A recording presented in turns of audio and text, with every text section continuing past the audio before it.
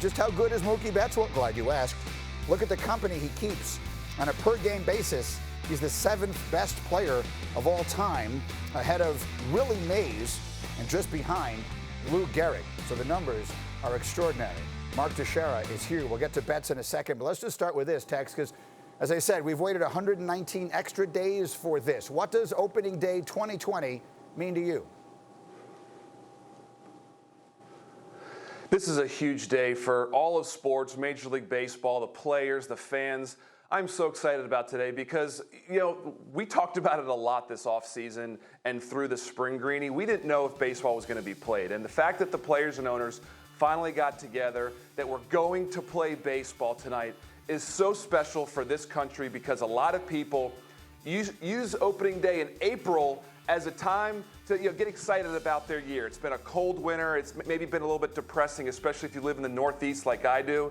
But it's been depressing for a different reason now, Greeny, and I think our entire country and baseball fans all over the world are really excited about tonight. Yeah, let's hope, and let's hope that it is the beginning of more good things to come. Meanwhile, I mentioned we've got the Yankees and the Dodgers in separate games in a doubleheader tonight, and they are the Vegas co-favorites this year. For those who haven't seen it, what is your World Series prediction at the end of this unprecedented sprint of a baseball season?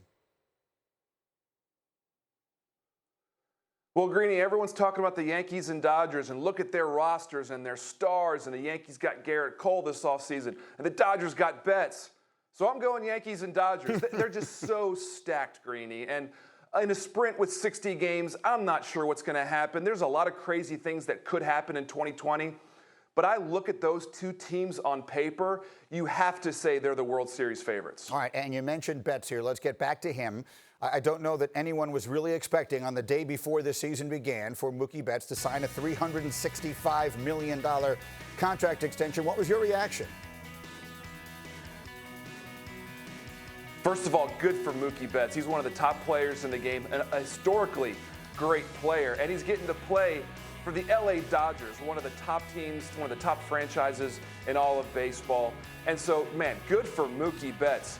And I think a lot of fans are going to say, oh, well, look, baseball's going to be fine, players are getting paid. But if you really look at why the players were so upset this offseason and through all these negotiations with the owners, is that salaries have not been really increasing with the state of play in Major League Baseball.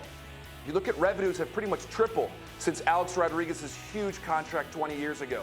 Franchise values are up 7x in the last 20 years. But yet our top players are still just kind of making around the same they've been making for decades. So Mookie Betts got a great contract, but I think what you've seen is a lot of teams are spreading these deals out. Mookie's got 12 years, right? They're spreading these deals out to stay under the luxury tax. This luxury tax is a problem for Major League Baseball players. And Mookie got his, but a lot of players won't get theirs this offseason. All right, so that's a different conversation for a different day. For today, we'll just be excited that they're coming back to play. Thank you for watching ESPN on YouTube. For live streaming sports and premium content, subscribe to ESPN+.